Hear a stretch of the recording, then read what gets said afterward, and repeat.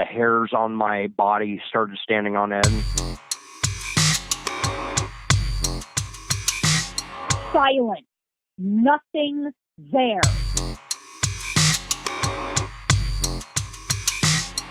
I fought to get back into my body.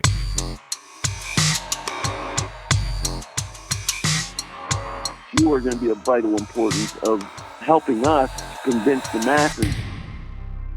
Type 471. Type 471.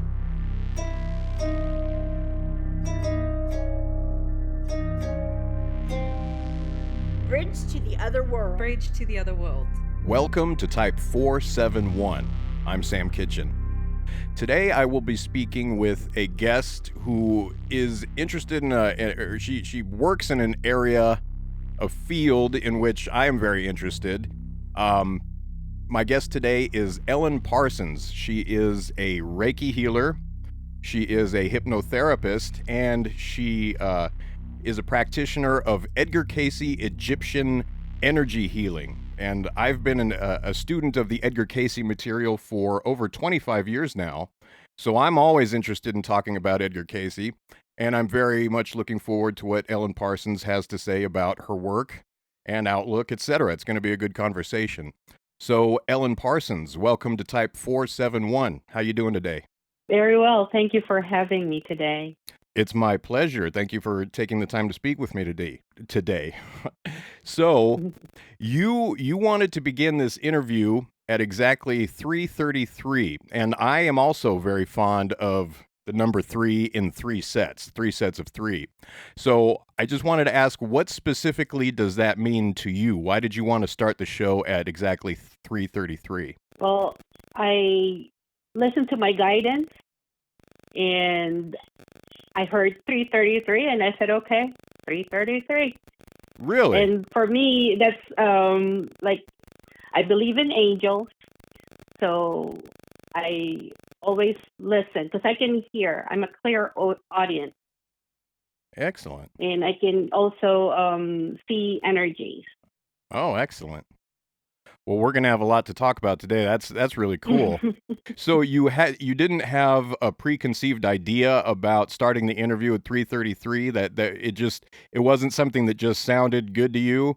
You actually had some guidance about this? Yes, I always ask my guides, like every day I would go and say, what are we going to do today? And, just go with the flow or just be. Exactly. Wow. That's great. And it's interesting that 3:33 is what came up because 3:33 is very important to me. So I'm wondering if you were guided to that for the same reason that is important to me, and it just seems very interesting to me. That's probably it. Wow. Very cool. Okay, so why don't we start by you telling us about your background and how you came to work in this field, etc. Well, I've always with the healing part. I grew up where I see like my father always been very good with doing healing, but he's not like a practicing healer. But when I know that when he was growing up, when he was a child, he used to go with my great-grandfather. And my great-grandfather is a shaman. Oh. He does healing. And so as on my mother's side, my great-grandmother is also a healer. So I guess it runs in the family. Very much so.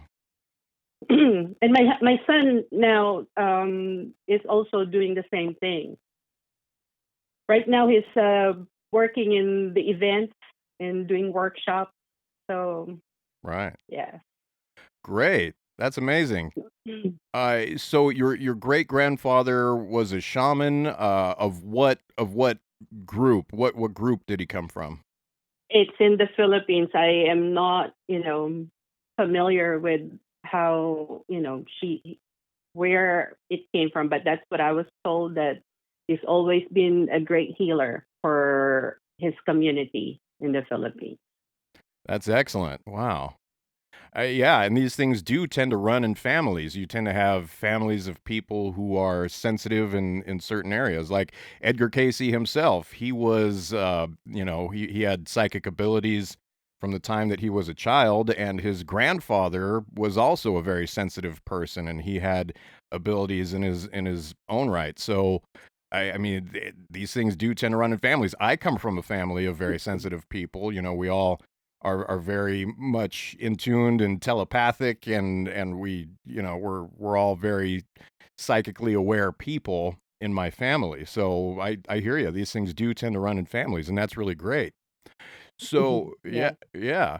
So obviously, you've been kind of inclined along this direction most of your life. What made you decide to take it to the professional level and to study Reiki?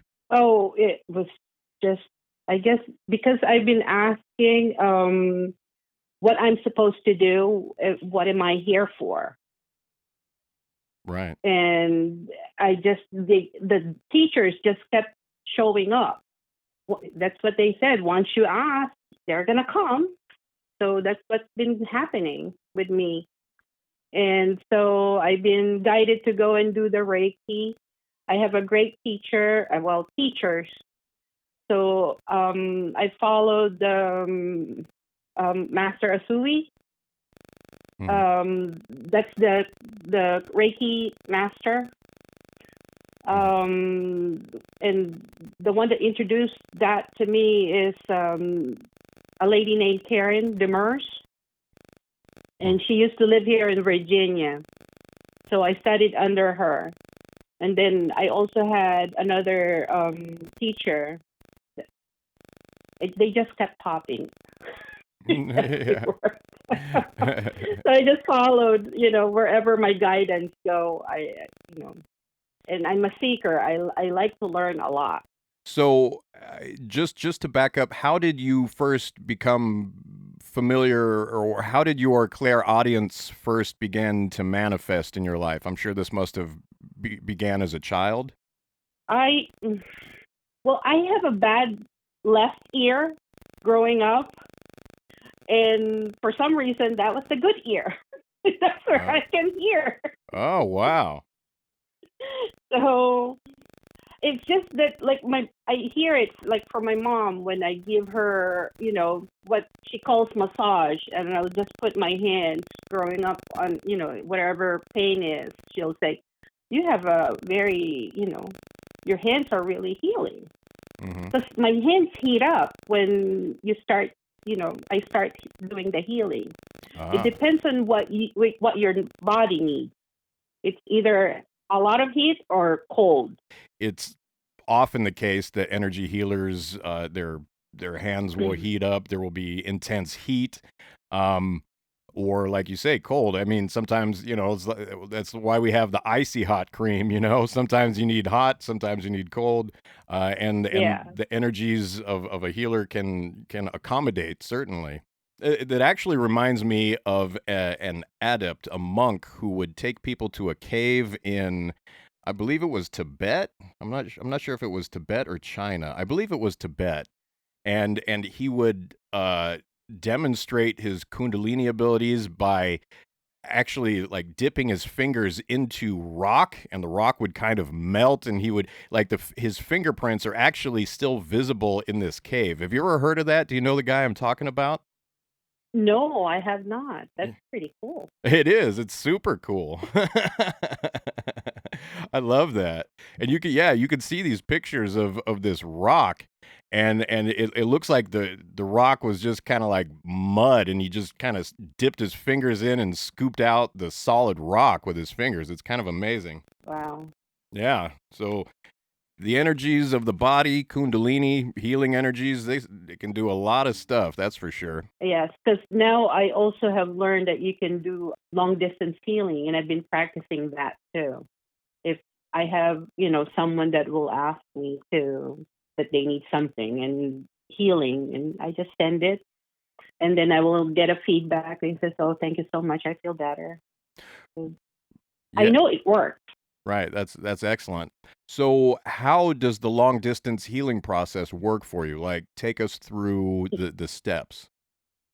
You basically visualize the person, and it's all in the intention. Everything that we do in life, it's all in the intention. But because of old programming, we tend to make it so difficult for all of us because all of us are healers.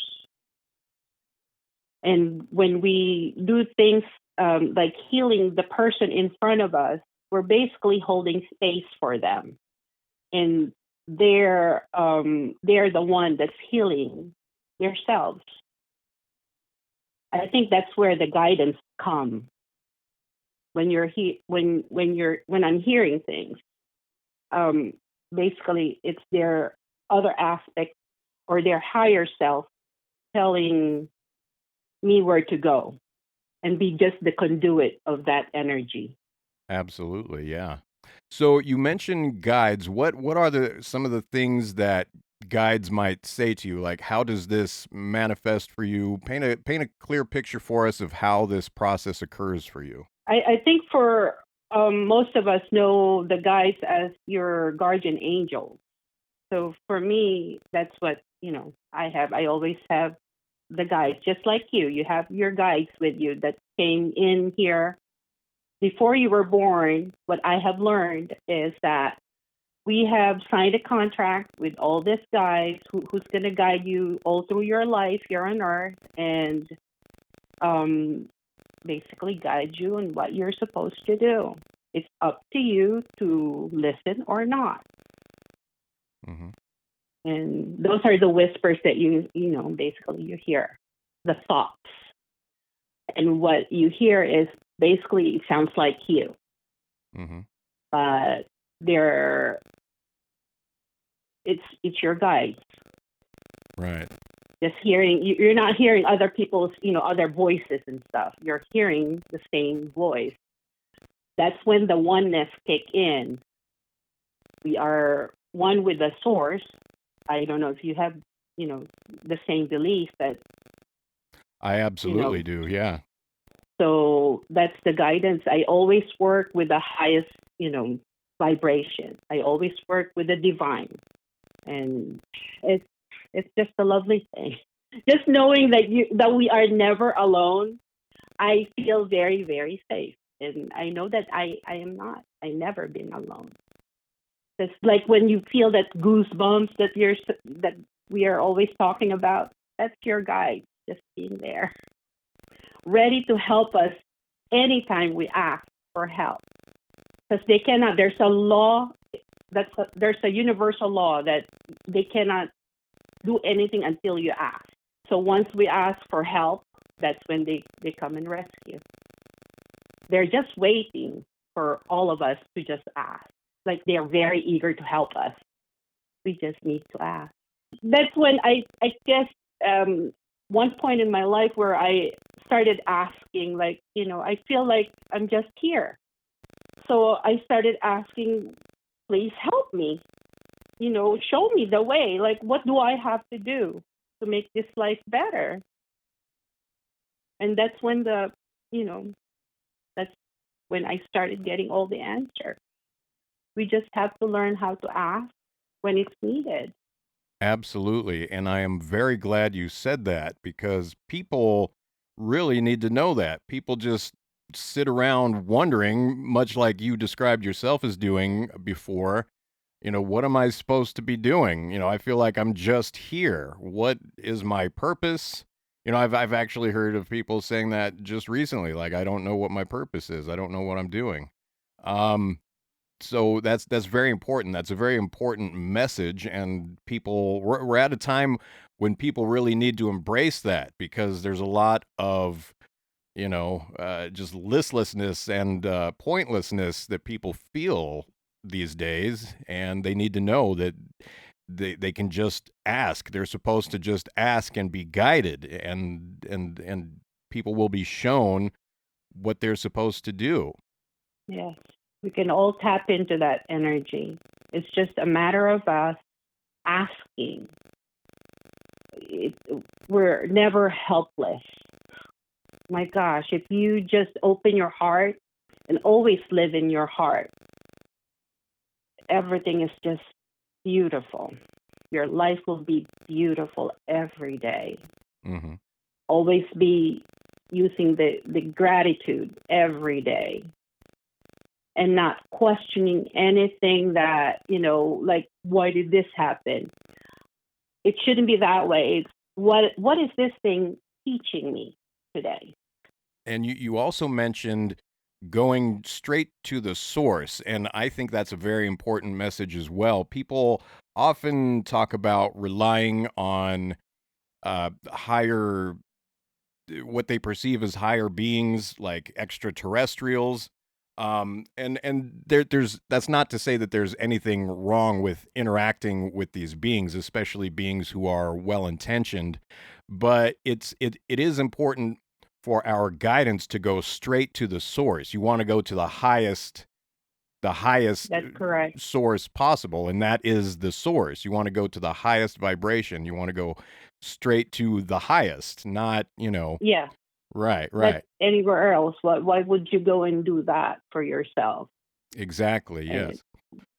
I think people don't know. I think people are very confused about what God is. And I mean, none of us can fully define God, but there are things about God that we're supposed to know. And yeah.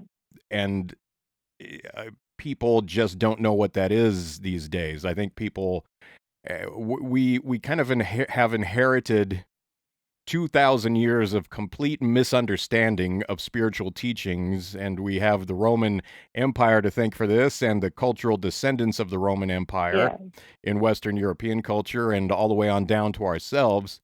So things have gotten lost in translation, and so when people think of God these days, they think, is God just supposed to be this bearded man in the sky? I mean, what is God? So people don't realize exactly what that is and what they're supposed to be going to. God is the source. God is infinity itself, infinite existence, and that's in the highest source of all. Existence itself is a conscious living being with free will that created us to be its companions, and that's the source that we're supposed to be going to. Do you agree with all this? I agree. It's all the old programming, just like what you have mentioned. Like the Bible. I'm so sorry.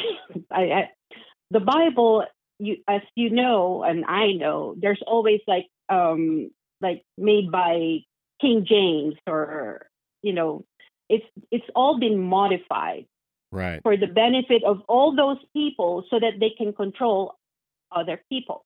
Absolutely. And why would you do that? Why would you follow someone when you are able to, if you're able to think for yourself? We are all should be able to think for ourselves. For me, what I have learned is that I am God. When they say that God can see everything that we see, can feel whatever we can feel, that's because God is within us. Mm-hmm. And he experienced everything that we experience in life. Absolutely. So we just have to be that sovereign being that we are, and stand up for ourselves. And like Cayce said, stand aside and watch self pass by. So it's a matter of putting aside our self-interest, our preconceived notions, and going to that source that exists right there within us. Yes. Yeah. And as long as we're talking about the Bible and like you said, King James and the various interpretations and the reason people modified the Bible for their own self-interest, I want to point out, because we have a lot of gender-related issues today, and I want to point out that because everybody thinks that the Bible is saying that God is supposed to be a man, and there's a lot of misogyny in the Bible. That's not the case at all. That came with the later interpretations, and And the reality is, like the first three words of the Hebrew Bible make it clear that God is both male and female. God is wholeness. Gender is divisiveness. Gender is, one thing or the other, whereas God is wholeness, completely whole. And so the first three words of the Hebrew Bible make it clear that God is both male and female, or embodies both the masculine and the feminine.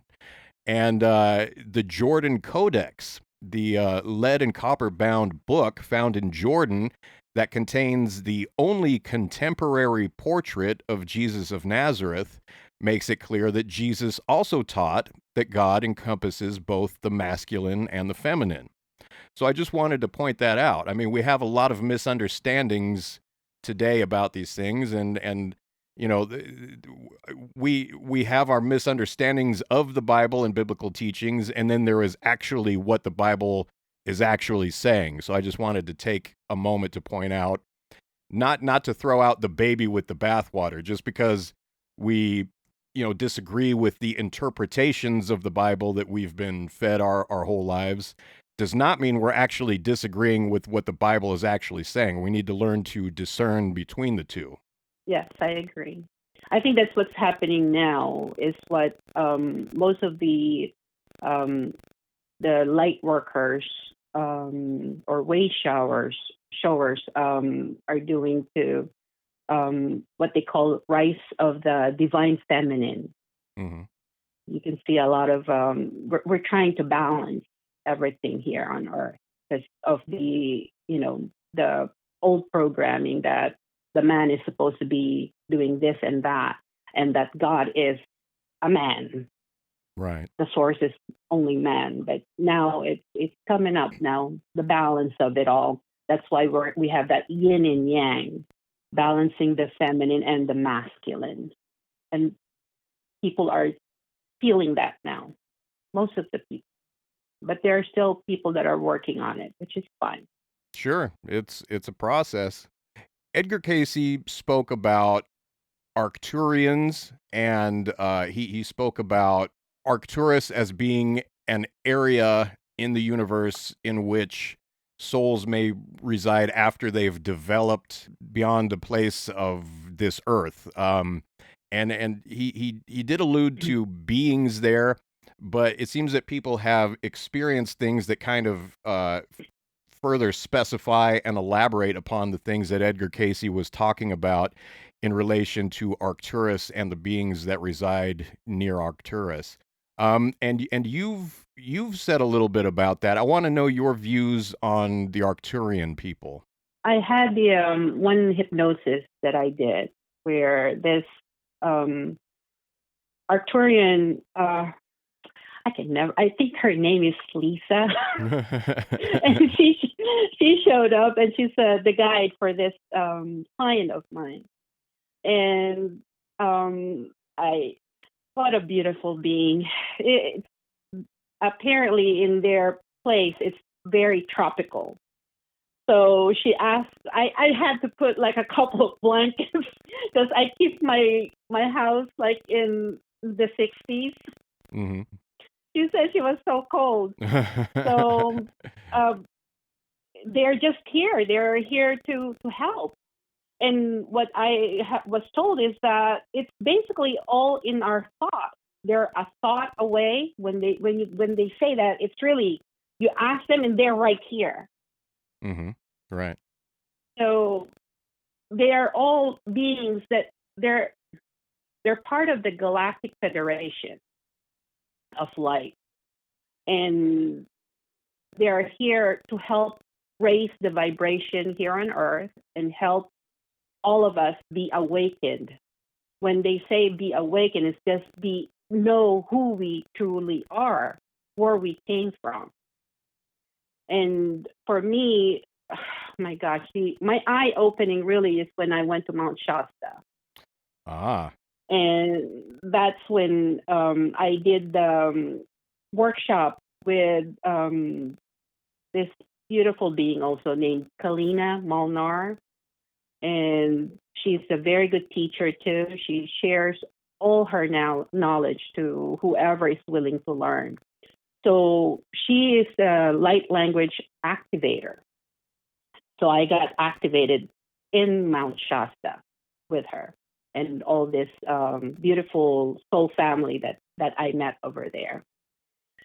And when we were getting activated, I didn't know what to expect. We don't expect anything, no, And I went there with my son too. He's the one that made it happen for me because I was having second thought if I should go or not. But with Kalina, I've been following her before this and seeing her videos in YouTube. And then one day, my son told me that she's having a workshop in Mount Shasta. Would you like to go? And I said, I don't know. And then he said, well, I bought the ticket already. So I said, I guess we're going. So we went. And so we went to the mountain. I think it's called Flat Top. Mm-hmm. I'm not sure if you're familiar. So we were there and we were getting activated by her. And there was a lady that was standing right next to me. So I got activated and she got activated. And after we got activated, she came back to us and she said, hey, you two, they just told me that you are galactic sisters. And once she said that, it's like an activation of like, whoa, like I have known this lady for a long time. And we just hugged and spoke to each other. And she told us to just go over there in the side and they told me that you got a lot of catching up to do. We did. Wow. It was a beautiful thing. This is the first time that I'm walking with her and seeing her as light, beautiful light. Everyone that was there, I was looking at them. After being activated, I can see everyone's light. Because that's what we are made of. We are made of light. Oh, yes. And that's the whole reason why we are placed in different places because of our light. What they call the grid, we make that grid here on Earth to balance it.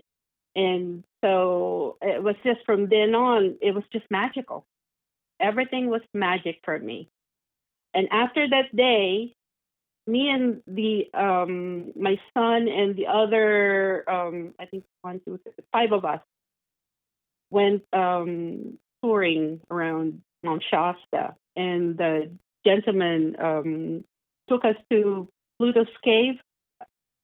I don't know if you've been there.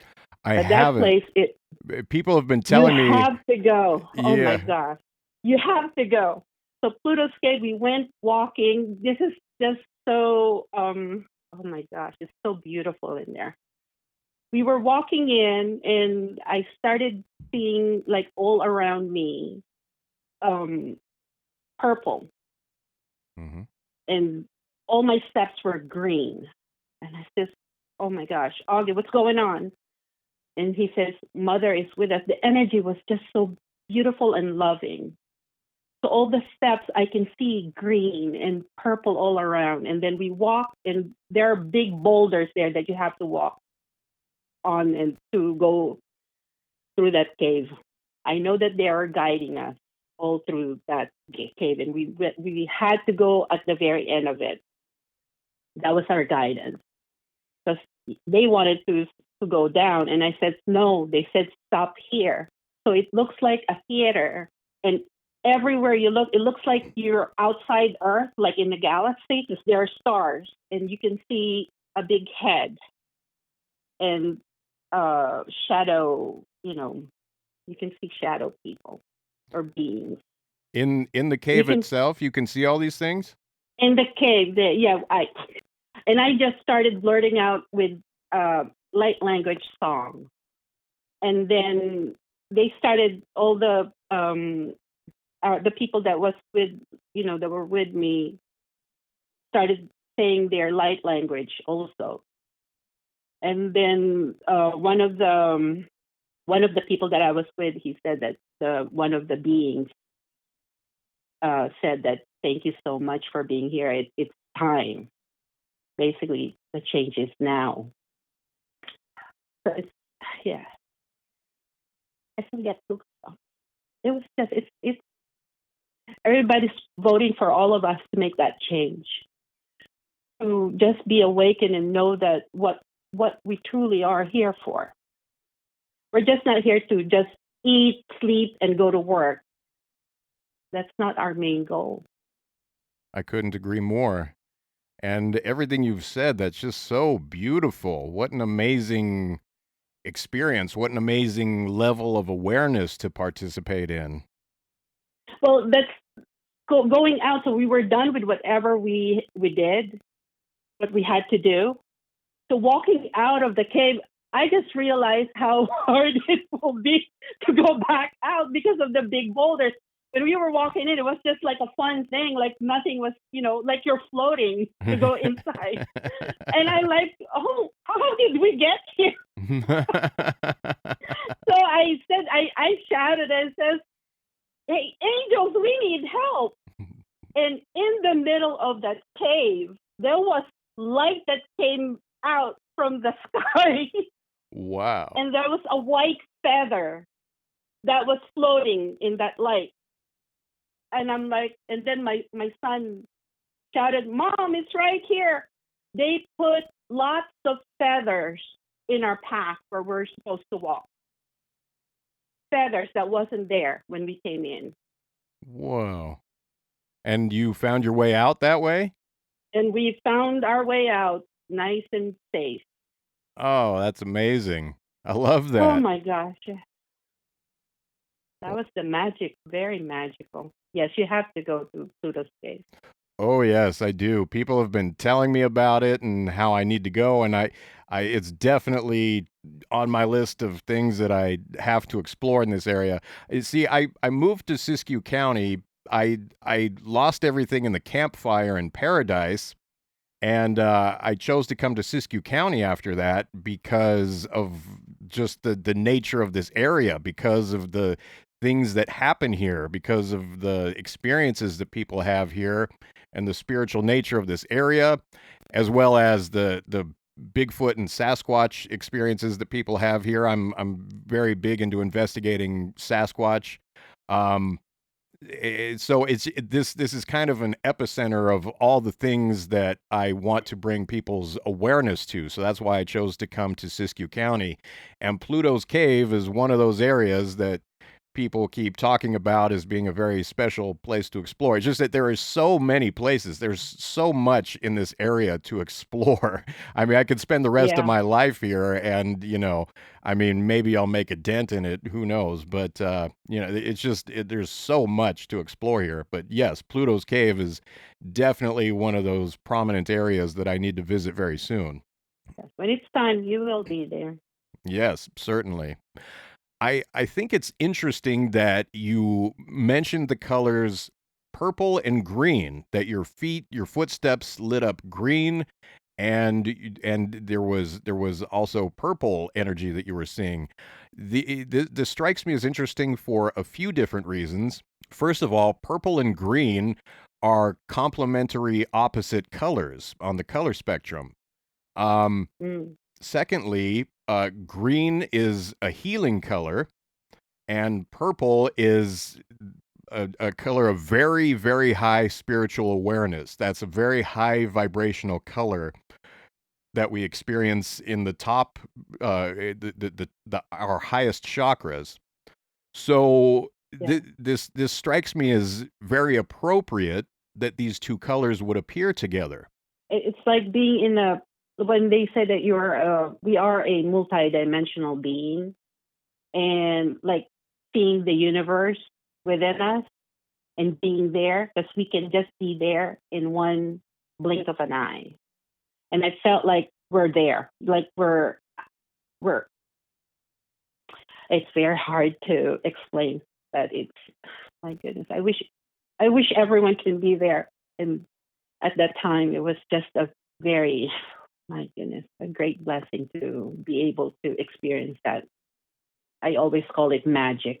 Well, that seems as good a word for it as any. I mean, I actually had this conversation with someone recently, like how we were talking about the word magic. I mean, like a lot of people don't like, they think the word magic is silly. But then I was talking to this person and I said, well, I mean, we participate in infinity. We are part of the infinite, and in infinity, there is infinite possibility, and that is the reality of which we are a part. And I mean that's magic. Infinity, existence itself, is magic, I think. So I think that's a perfectly appropriate word to use. Yeah, I agree. You mentioned something a few minutes ago about this person. You mentioned that they were accustomed to a tropical climate, and you keep it at like 60 degrees in your house. Just to clarify, you mean that the Arcturian entity that they were channeling is from a very tropical climate? Gotcha. Yes. Basically, I borrowed the body of my my client, because that's the only way they can speak through the person, through the client. And they are basically experiencing whatever we are experiencing once they get into the body. With the hypnosis, I guess that for me, because I have learned that past life regression over at the ARE. I was just going to ask you about the ARE. Sorry, go ahead. So ever since I have been doing it, most of my clients have been shown different stuff, like the one that I sent you with Archangel Michael. Or one of my clients also have been shown his future, what he's going to be doing. And with that client, the Arcturian showed up because she was needing help on what she needs to do. And as the guide, she showed up and was telling her what she needed to do. And it's really just for us, whatever, I guess for the hypnosis, if anyone is curious about it, if you will be shown whatever you need at the time you have that session. Yes, absolutely. So I would like to talk now about your work at the ARE. I want to know about your involvement with the Edgar Cayce material, how you first got into it, what you studied, and I want very much to learn about your involvement with the Edgar Cayce Egyptian energy healing. So let's start from the beginning of your involvement with the Edgar Cayce material and just go on from there. Well, for me, I was working in this staffing agency before, and I kept passing this building, and I said, why is this building here? I didn't even know anything about Edgar Cayce. Mm-hmm. And then one day there was a gentleman that came into our office, and he asked if he could fill out an application. So I said, okay. And then he worked for us for a while, and then after I have lost my admin assistant, I asked him, because I saw that he could do all this stuff. I asked if he would like to come and work in the office with me. And then after few days or weeks working together, that's when I started asking about metaphysical stuff. And then he said, okay, he took me to Edgar Cayce, the ARE. They had workshops, and, I listened to that. They have some psychic fairs, and that's how it started with me, is him introducing me to Edgar Cayce. And then now I'm part of the Glad Helpers, where we do healing every Wednesday. But because of the pandemic, we stopped going over there. Now it's just, I guess, starting to go in the normal thing again, because we've been doing the thing in the internet. We've been doing healing for whoever requests for healing, and of course, always praying for the whole world. That's every week. I'm glad you brought that up, because I've actually been wanting to participate in a prayer group that is oriented toward, well, I mean, we need prayer groups, worldwide prayer for all any number of things, but I've been lately wanting to participate in a prayer group specifically goaled toward ending the pandemic. Are there prayer groups in place at the ARE that are focused on that? No, they don't really. Just categorize anything. It's just whoever is sick, whoever needs the prayers, we pray for them. Mhm. And then we pray for just basically for everybody, for the whole entire world. That's every week, just to keep peace, love, and just good health for everyone. Exactly. Yeah, and that's something I do on my own, and I've been wanting to connect with other people who do this. And I should have reached out to the ARE about this. Like I said, I've been like a huge devotee of the Edgar Cayce material for more than 25 years now. So, I mean, this is something I should have done, but just recently I've been I'll give you a phone number of the lady that works there. great. So Yeah, that'd be great. you can hook up with her. Excellent. Yeah. As a matter of fact, I should get some contact information that I can publish, publicly so that people can participate in this as well. So, Edgar Cayce said a lot about prehistoric ancient Egypt and the advanced civilization that escaped the end of the Ice Age there, as well as a number of different groups of people from the world congregating in Egypt at that time, and the amazing things that came about during that time, both technologically and spiritually. And of course, these two things are meant to complement one another and go hand in hand, technology and spiritual awareness. So he talked a lot about the advanced healing that took place in prehistoric Egypt. And I take it that the Edgar Cayce Egyptian energy healing must be derived from what he had to say about that. Can you elaborate on that for us? I believe it. Yes, that's true. But most of the things that I have learned from that, I practice it only when it's needed. So I'm not too. I don't practice it that often because for me, whatever the client needs, that's what they will get. So for the Egyptian thing, I only use it whenever it's needed, basically. Energy is going to be an energy that needs to just flow through me and just give it to the person that needs it. Because there's a lot of you have to draw it, and So it's more of a specialized thing, or it only comes into play every once in a while. It's not your daily thing that you. it's not. Right. Okay.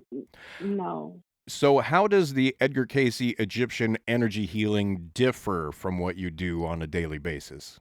What I have learned over there, it's a lot of signs that you have to draw, not draw in with a pen, but just to sign it to make sure that you know all those signs that they use. So it's a little bit more complicated as when I go and ask for help from from the source, whatever this person needs, that's what we give. So I be the conduit. They bring in the healing energy, and that's what we give to the client that's asking for the healing. And you just keep putting your wherever your hands needs to go, that's where they guide you. And if there's a code, a sacred code that needs to be put on the client, that's what we need to give. So yeah, and the light language that I have learned well, I use that too with my healing, because the light language is a universal language of love, and we all know how to speak it if we get activated, because it all comes from your heart. Yeah, you've mentioned being activated and light language. I would like to hear more about this. First of all, what form does being activated take, or at least what did it take for you? Please describe for us exactly how this comes about. You will feel it in your heart, and it's very very healing. If I may, would you like for me to speak it? Yes, absolutely, I would. So I've been feeling it that something is coming. You've been feeling what now? I've been feeling the energy that they would like to share with everyone that is listening right now. And I believe this is for everyone for healing, to help them awaken, and just to know that you are never alone. You are loved. Hi, ni atu ni katai utar ni atika. Ni na hai utura ni katai ni lia mutush yakin na lia tush kata. En ula ni hai stutula I titina eka ani ula impura ni atai. En kula ni hai kia hala I tuntari ahai. En ukati anna I hai kika hai na yatai. Ero ula ala yatatai sina kia. Urata kia antushi ani hai en kia alla ika. Ek ni ula test ula me ur estura an el uka me tua maete. That was beautiful. Thank you. We are loved. Yes, absolutely. That is the most important thing that we could ever come to understand on this planet, I think, and the way we all participate in that love. What are you experiencing right now? A lot of love. I feel like just enveloping me with love. That's the ideal, isn't it? Yeah. It's always a great reminder that we are never alone. And we're not doing this by ourselves, like feeling lonely and stuff. No, we're never alone. Just ask. And they're here to help us. Yeah. Always live in that Christ consciousness.